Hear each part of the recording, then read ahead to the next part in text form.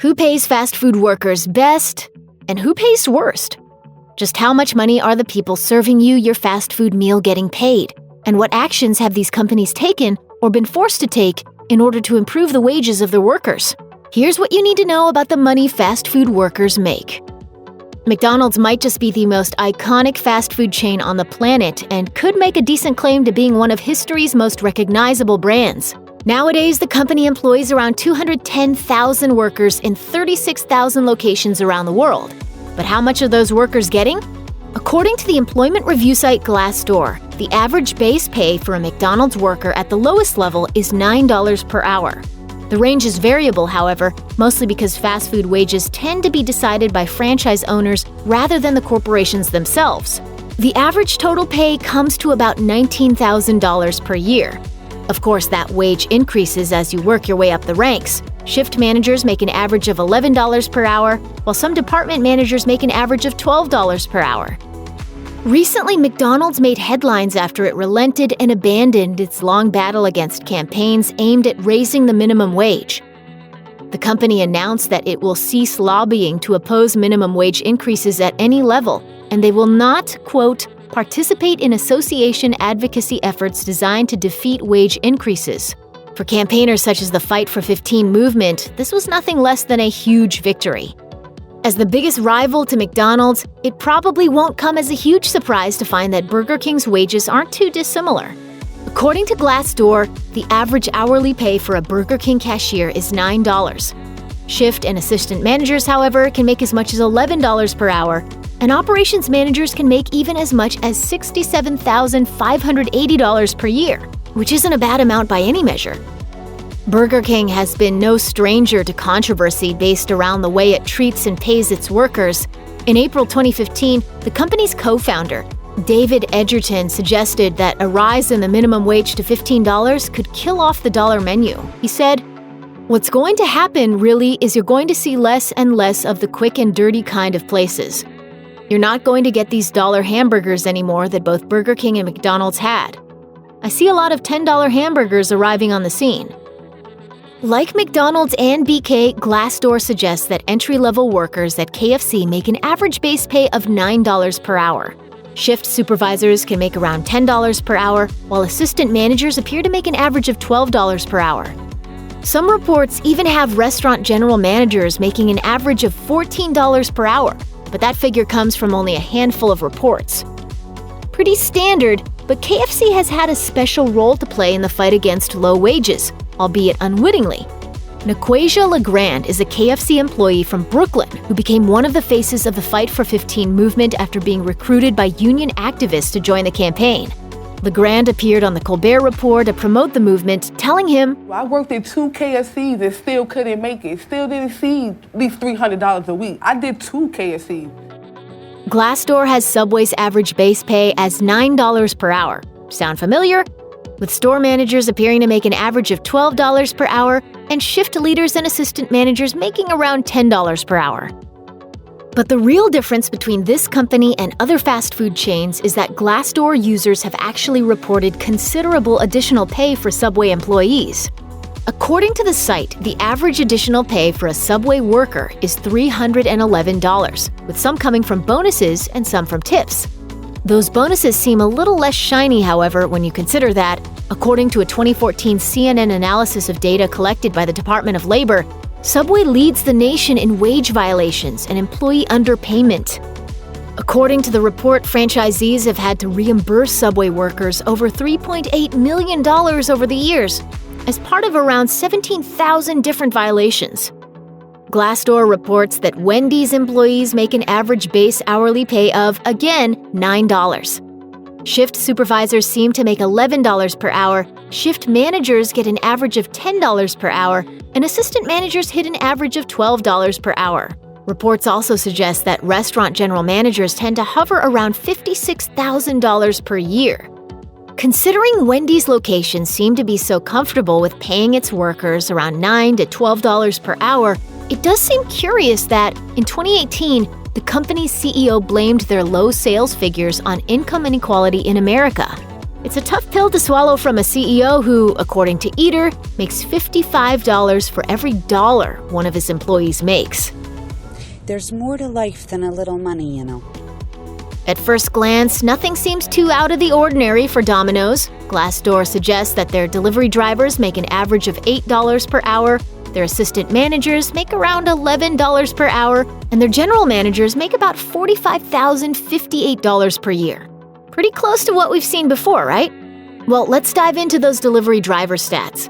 Glassdoor's users reported an average of $6,111 in tips, with some claiming tips as high as $25,000.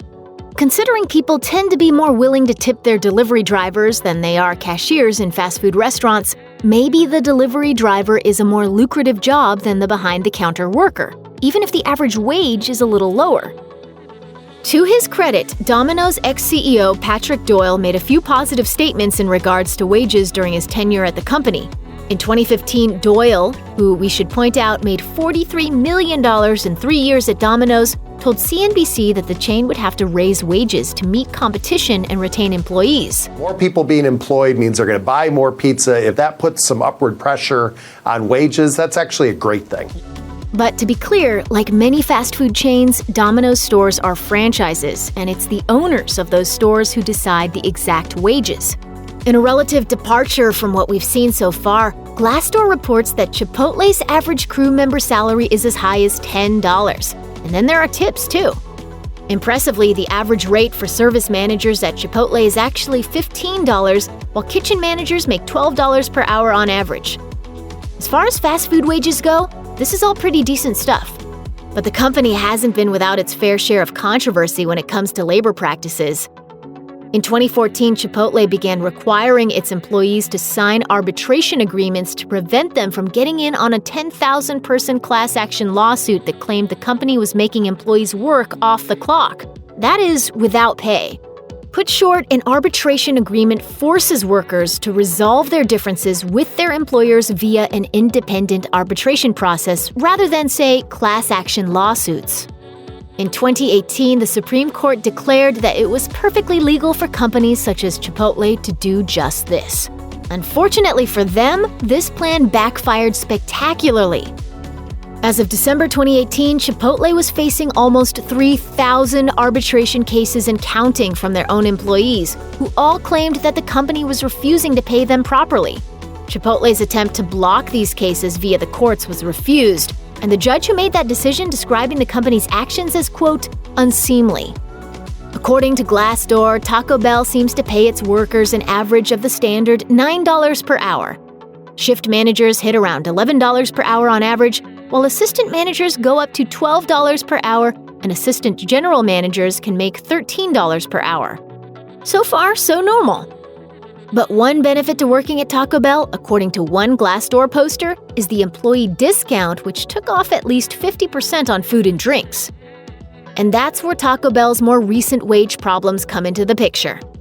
In 2018, a class action suit was leveled against the company that claimed they had been forcing employees to stay on the premises to eat discounted meals. Apparently, Taco Bell offered 30-minute meal breaks during which workers were allowed to buy a meal at a heavy discount on the condition that they remained in the restaurant to do so. In the end, the court ruled in favor of Taco Bell, insisting that taking the discounted meal was a choice on the part of the employees, and so the company hadn't violated California law.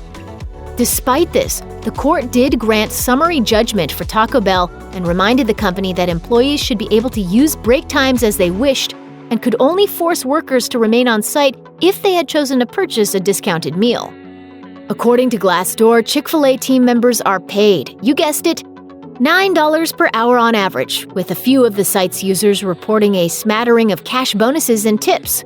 Team leaders make $10 to $11 per hour on average, shift managers make about $13, and managers can make around $14 per hour. These, however, are average wages of franchised locations across America, and some branches of Chick-fil-A are going one step further. In 2018, The Washington Post reported that the owner of a Chick-fil-A in Sacramento was planning to raise his employees' wages from $12 to $13 an hour up to $17 to $18 an hour, a huge increase, well above what is demanded by most labor campaigns. Eric Mason, the owner in question, had this to say about the move. As the owner, I'm looking at it big picture and long term. What that does for the business is provide consistency, someone that has relationships with our guests, and it's going to be building a long-term culture. Glassdoor might suggest that Starbucks pays its workers an average of about $11 per hour at the lowest level, but it's that bonus cash that really pays off for employees. The website reports that workers make an average of $960 per year on tips, $663 in cash bonuses, and even $403 in stock bonuses. On top of that, shift supervisors make about $13 per hour, while shift managers can make an average of $15 per hour. Not bad. And the company seems to be making further amends to its workers. In 2018, Starbucks spent $120 million to address complaints made by the company's baristas, who said they were getting paid too little to be on the front lines of the business. Following their annual wage increase in January 2018, the company also claimed it would address imbalances between corporate employees and in-store workers, expanding some of its benefits, such as paid paternity leave and sick time that can be used to care for family members, to include non-corporate employees. According to Glassdoor, Dunkin pays their workers an average of $9, that's right, $9 per hour, with many making a decent return on tips too. Wages for shift leaders go up to about $10 per hour on average, and assistant managers can expect to make around $11 per hour. Sadly, Dunkin workers shouldn't expect to see much of a change anytime soon. In 2015, Dunkin CEO Nigel Travis branded the idea of a $15 per hour minimum wage, quote, outrageous. Despite admitting he supports, quote, reasonable increases to the minimum wage, Travis insisted that small businesses and franchises would be negatively impacted by such a hike. He went on to argue that it would even prevent Dunkin, a multi-billion-dollar company, from being able to make any new hires. Instead, Travis insisted a living wage of around $12 per hour was a far more reasonable demand to make.